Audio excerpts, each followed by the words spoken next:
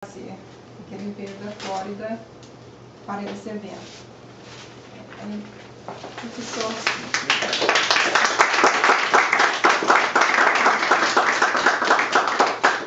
Este é o livro que ele fez a tradução. Muito obrigado. Agora, já que eu sou tradutor, eu vou falar em inglês, espero que todo mundo entenda.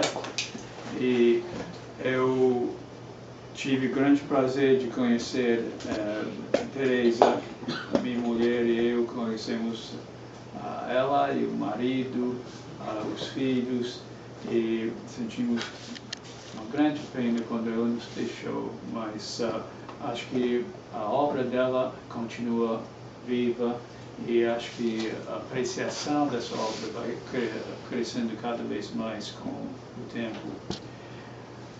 Pedra Canga.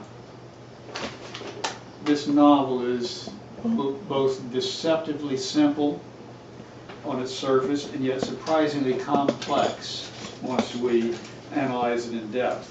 It's told in straightforward prose, but that prose is captivating. It blends mystery, psychological insight, magic realism, bawdy humor, of which you'll see several examples.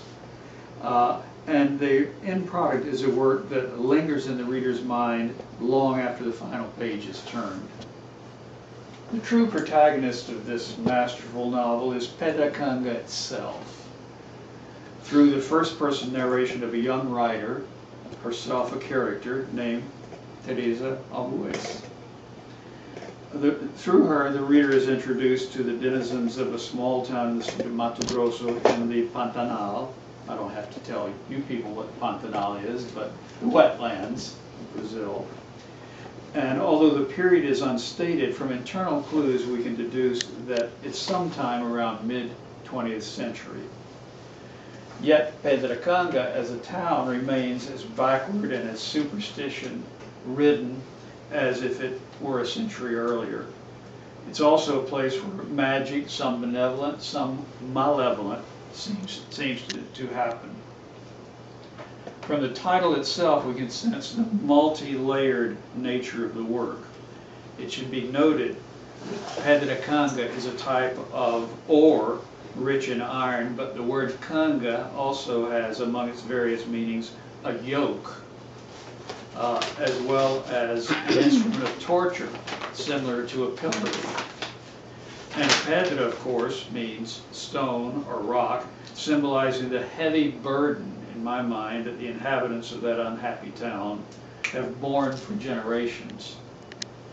Pedra Canga begins, as it will end, with portentous events evoking the magic realism and the ambiguity that underlies the text.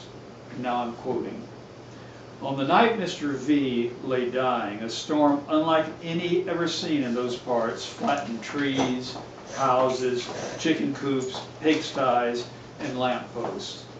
The howling wind was so strong that the frightened domestic animals tried to take refuge inside the house, while others fled in terror for parts unknown. There was even the case of the mason Augusto Campo Velho's pet goat, which was never found. The goat got caught up in a ferocious whirlwind, and the evil one hauled it off into the earth, said Rita Maria, Campobello's wife. A lightning bolt struck the small power plant, leaving Pedra Canga in total darkness. The people, frightened half to death, clutched their saints.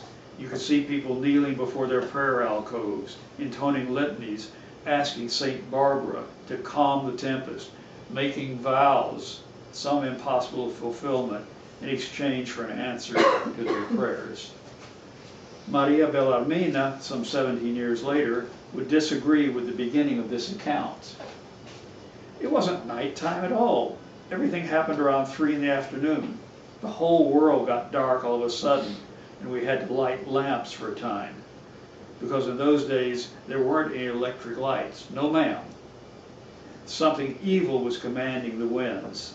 It sounded like the howling of a mad dog or a starving wolf. And there was the sound of drums, laughter, cursing, all mixed together, with a stench so unpowerful that we had to keep our noses covered. The narrator herself is unique in the town of Pedracanga.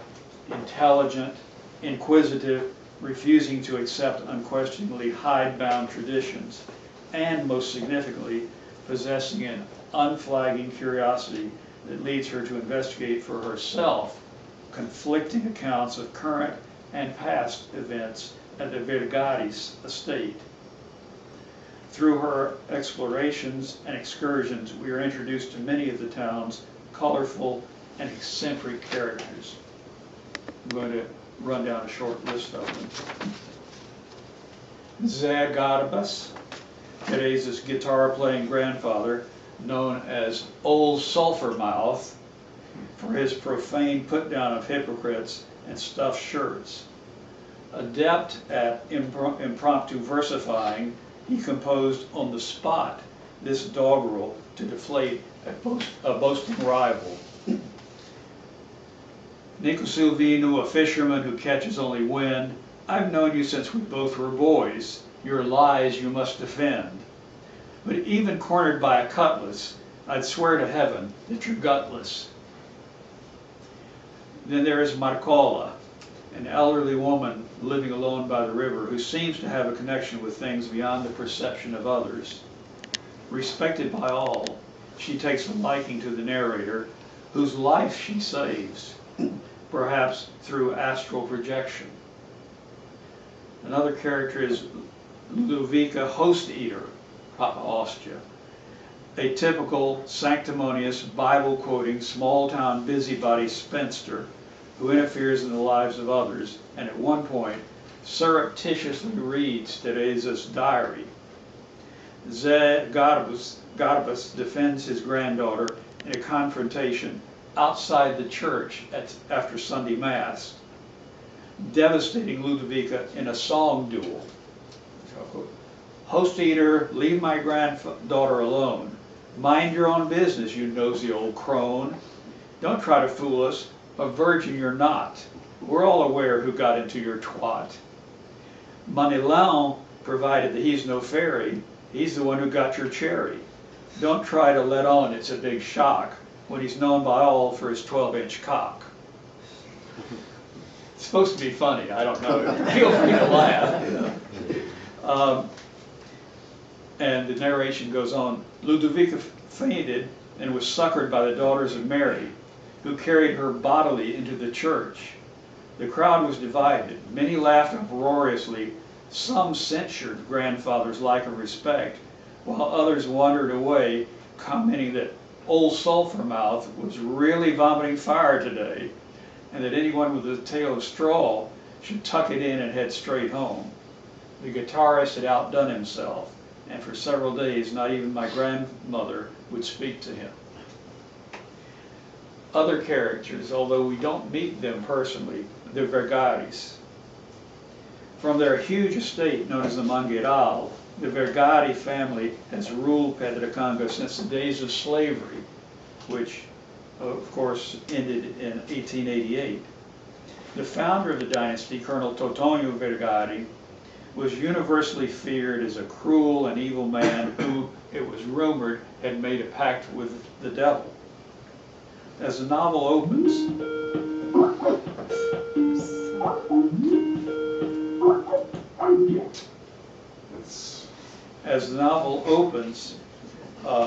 the latest descendant of that family, known simply as Mr. V, lies dying. Although we never meet him, his presence hovers over the town. No one in Pedracanga is unaffected by the Vergades, and none dare approach their walled-in compound that dominates the center of town. The sole contact between the townspeople and the mysterious Vergades is a mulatto servant, slave, named Nastasio, who emerges from time to time to purchase supplies for the family. And then, perhaps the most mysterious characters of all are the strangers. You see them depicted on the Brazilian cover of the book, a cover, incidentally, which I think is far superior to the English one. English version cover, but This one. yeah. This one here is the first one. The strangers are, as I think of them, the ant people. The second. After, Yes, the ant people. after Mr. V's death, a silent, relentless horde descends on the property. As the author says, I'm quoting again, sometimes entire families pass by with sacks or crates whose contents we can only guess. They began arriving very early in the morning and didn't stop until nightfall. They're invading the Begati's property. They seemed like an anthill in their ceaseless movement. The speed with which they came and went made it seem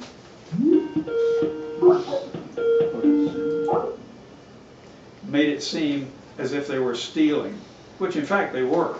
More than that, they were swallowing up everything. In 2 weeks, they ate up the fruits, the vegetables, the herbs, then the livestock, chickens, turkeys, geese, pigs, goats. They didn't even spare some mongrels they chanced upon, sniffing out something to eat. They even dug up paving stones. They attacked the fences. They tore down fence posts and rolled up the barbed wire. They destroyed the walls and obliterated the Mangueral boundary lines from the ground. They worked in silence. They walked with rapid steps, heads lowered, in a rhythm that obeyed some unknown cadence. An invisible command seemed to drive them. That's the end of that quote. They came to be known as the living dead.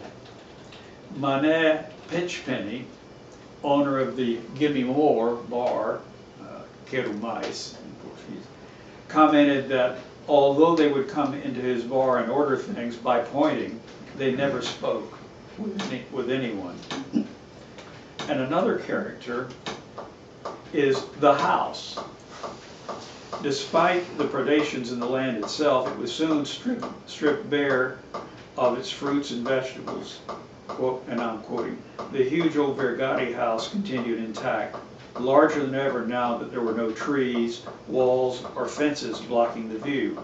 It stood there, imposing, like a feudal castle, affirming the Lord's power over its dominions. The house took on a personality and became the focus of discussion in Pedracanda. According to many, it had moods, varying from total happiness to deepest depression, from love to boundless hate, moods that manifested themselves by change in color.